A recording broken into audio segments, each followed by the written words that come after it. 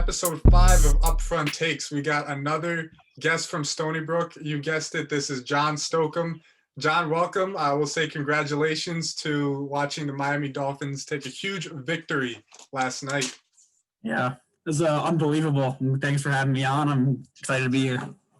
All right. So as usual, as it works, I'll put 15 minutes on my phone and we'll get started with our little charade here. But let's talk about those Miami Dolphins. They seem all but ticketed for the playoffs. I mean, what do you think about their chances of being a very strong contender in the NFL postseason? I think it's unbelievable. You know, before the year, I had said that I was targeting 8 or 9 wins and that would be sort of a success for this season. But now that they're at 10 wins right now, at the time of recording this, it's Sunday the 27th. They're sitting at 10 wins, only needing a win or any of the following Colts, Ravens, or Browns losses week 17 to make the playoffs. And the team that has a chance to have a top 5 pick and make the playoffs is pretty unheard. Yeah, and not only that, there's such an interesting situation going on there. I mean, Tua's had his ups and downs. Mm-hmm. I mean, he had one of those downs yesterday where Fitzmagic had to come in and save the day again. Yeah. How in the world does their whole quarterback scenario work if they get into the postseason?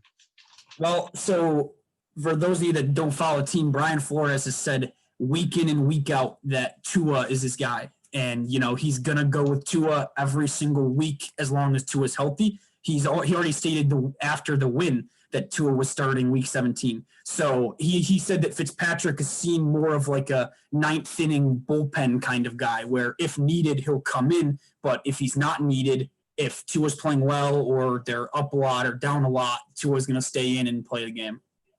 Yeah, that's such an interesting dynamic. I mean, yeah. With this Dolphins team, it's such an underdog story. We were watching it where they have like no weapons really on offense. They're working with. I mean, they're lucky they even got Gesicki back in the lineup this week after that shoulder injury. Yeah. And then, I mean, you talk about special teams, how great Sanders has been. Yeah. He was terrific. I think it was 4 for 4 in field goals. Mm-hmm. I mean, just talk where they don't have strengths, they cover those weaknesses by like their defense or special teams. I think it's a true testament to how good Flores has been as a head coach.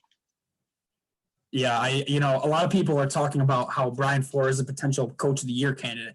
And I think absolutely, this team finds ways to win games when they should not be winning these games. They're trotting guys out there that probably won't be on a roster next year, and they're winning games with it. I think it's a true testament to head coach and the players as well. They fight. Yeah, so if they do make the playoffs, what is your prediction on how far this team can go in the postseason? So I think that, depending on matchups, I think they match up really poorly against the Bills. Josh Allen has given that team nightmares for all 3 years he's been in the league. I honestly think the best matchup for them is the Pittsburgh Steelers.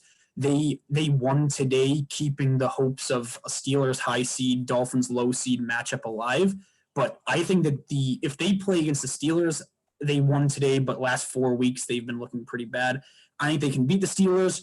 I don't think they match up well against the Bills or the Titans or honestly, like any of those. I think they lose to the Bills or Titans. I think the Steelers, they can do more run for their money. Yeah, I think that's one of the biggest things. You want to avoid – you kind of want the Steelers, a wounded team like that. Yeah. But let's talk about the future of those Dolphins a little bit. How or what should the Dolphins look to bring in to improve that offense to even help Tua transition into a starting quarterback with a good offense? Yeah. So going into this offseason, there are 2 major needs. Obviously, skill position on offense, looking at running backs, looking at receivers. But the biggest need on defense is sort of an edge rusher, end that can consistently beat matchups one-on-one and get to the quarterback. Right now, they're sitting at the 5 pick in the draft. That pick is most likely going to be used on either Micah Parsons or one of Devonta Smith, Jamar Chase, or Jalen Waddle. both of those address huge needs, and they have a ton of money in free agency. So I would assume they have 2 picks in the first round, 2 picks in the second round. They're going to address edge rusher, whether that be at the 5 spot or at the Dolphins pick, and they're going to draft receiver. Now, receiver, there's a bunch of free agent names like Will Fuller or Allen Robinson or Marvin Jones, Juju Smith-Schuster that you can target, or you can draft somebody like Jamar Chase at the top and then allocate that money to improving edge, linebacker, and different spots in the secondary. So it'll be interesting to see what happens. Yeah, they really got a ton of good pieces there as expected. I would be very interested in seeing Juju as a member of those Miami Dolphins. I feel like Pittsburgh, we already saw how quickly that whole TikTok crap got old once they started losing. Yeah. And I think being in a place like Miami is quite the perfect personality fit for him. Yeah, absolutely. So let's talk about a little more about Tua. We'll talk about those Bama boys, Hurts and Tua. Mm-hmm. Which of those two, I mean, you might be a little biased because you have him on your team, but which of those two think is going to be has a brighter future in the NFL? Obviously, Tua's played 9 games and Hurts has played 2 at the time of this recording, 2 games. But I think they're both. I was not the biggest Jalen Hurts fan coming out of the draft, and he's looked really, really promising. Tua, I can sit here and talk about how the Walmart receivers that he has and the fact that they're down to their bare bones running backs and yada, yada, yada. At the end of the day, he's had ups and downs. He's had some good games. He's had some bad games. I truly believe that once you get some weapons in there and the playbook starts to open up, that he'll be special. But I think that Hurts is going to be good. I did not think that he was going to perform that well right away. I think that Philadelphia is going to try and move Wentz and have Hurts as their starter. So I think, short answer, I think they'll both be good. I got to go with my boy Tua. I've been watching him for years. I think some of the stuff he does is really special.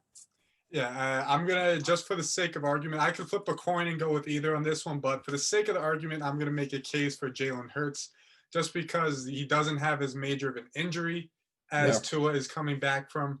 Yeah. And I like the fact that he's like the size of a receiver and he can run. He can throw that deep ball. And he's got a lot of promise, I think, going forward. And plus, he's come into such a bad situation with the Eagles, similar to what Tua has had really offensively as well. Not many weapons around him. But as you said, I think both are going to be pretty good quarterbacks in the future. But let's transition to the New York Knicks. Nowhere near the success we're watching with the Miami Dolphins. But what are your sort of thoughts after these first 2 games? The first one in Indiana was a little more competitive. This one against the Sixers, they were really out of it from the start. Well, I think Emmanuel Quickly is one of the huge – I'm really excited for him. He's already with the injury, and Toppin also injured as well. Game 1, I think RJ Barrett looked phenomenal. I said last year that he was going to be a really great piece to build around. Last game, he played maybe the worst game I've ever seen him play in New York. I think it's sort of a 2 steps forward, 1 step back thing. I think that he just needs some time to develop. I mean, look at him. He's only 20 years old right now. The Knicks have their first-round pick, which obviously I think is going to be pretty high. I don't think they'll win many games. They have the Dallas first-round pick. I think that this year, as much as Knicks fans might not want to hear it, it's all about development, player development with Toppin, with Quickly, with Barrett, young pieces like that, Mitchell Robinson, players like that, and then who knows with Frank Ntilikina, guys like that. I think Elfrid Payton needs to get less minutes. I cannot stand watching him play out there, and it's awful. I mean, when I looked at him and I looked at Ben Simmons yesterday, I just think about what if Ben Simmons was a regular point guard's height? That's what I think Elfrid Payton is. Elfrid Payton is the mini Walmart version of Ben Simmons.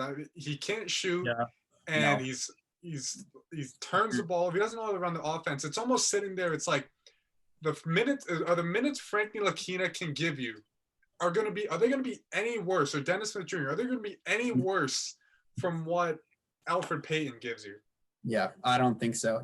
I think, again, it's all about player development, seeing what those bottom guys can do. I think the Knicks will be competitive with the other bottom barrel teams, but, like Philadelphia, they play the Bucks tonight. I don't think those games will even be competitive.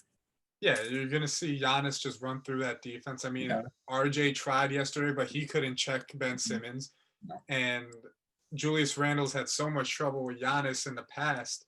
Yeah. So to me, I think that's just gonna be an ugly matchup. But my question is, before we get to the halfway point in this NBA season, one prediction: do you think the Knicks will get to double-digit wins by the time we get to that halfway point? I believe it's about 37 games is when we get to that halfway point of the season. Um, I'd have to look. I'd have to look at their schedule. I mean, it's definitely possible in a shortened season. That's 10-27. Which is still pretty abysmal. But Yeah. I think it's definitely possible. I think that Barrett and Randall can have enough offensive nights to keep them in games. It's just whether or not they can beat the other bottom barrel teams in the league.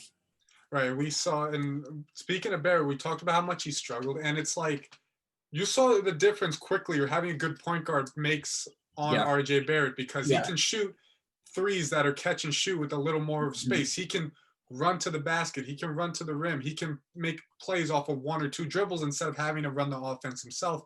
And I think that's a big thing for his improvement, especially when he's still learning how to be a good shooter at the NBA level. Yeah. I think that a lot of his success goes hand in hand with spacing on the floor. There are lineups the Knicks are trotting out there with not a single plus 3-point shooter, and everybody's just sitting in, clogging the paint. Barrett likes to get to the rim. When he's getting to the rim, he's met by 2 or 3 defenders, tries to do too much, pass out into a turnover or a bad shot. So I think if the Knicks can add some more shooters, space the floor, if Emmanuel quickly can be what he's supposed to be, I think he'll have a lot more success offensively.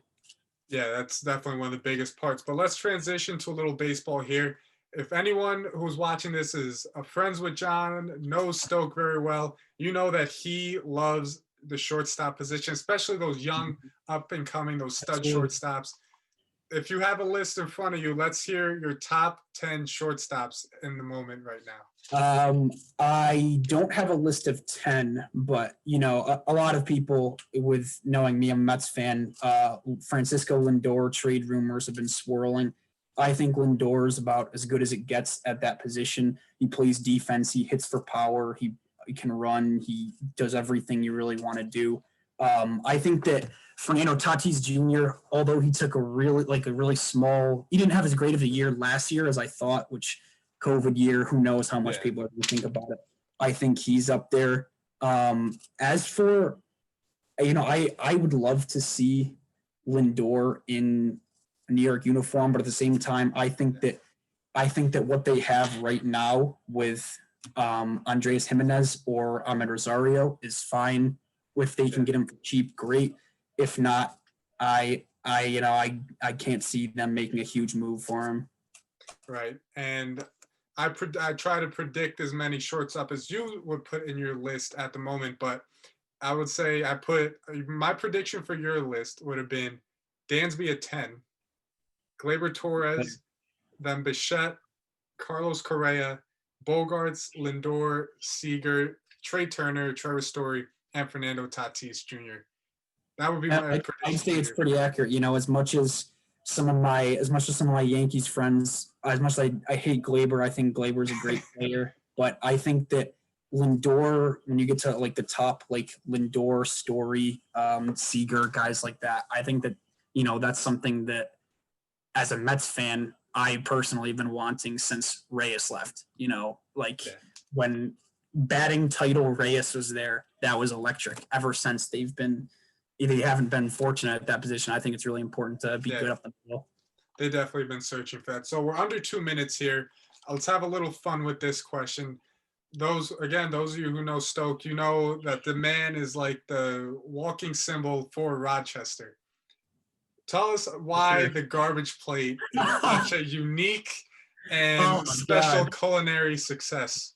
So for those of you that don't know, a garbage plate is traditionally it's a sort of 3-layered meal, with the bottom layer being mac salad and home fries, the middle layer being any sort of meat, being cheeseburger, hot dogs, steaks, any sort of that, and the top layer being your toppings, your onions, your ketchup, your hot sauce, your mustard, and all of that mixed together just comes to be incredible meal. It's something you get when you're late night, when you're out, you want to just stop somewhere quick after you've been going out somewhere. You get it. It hits the spot. It's a delicacy for those who don't know.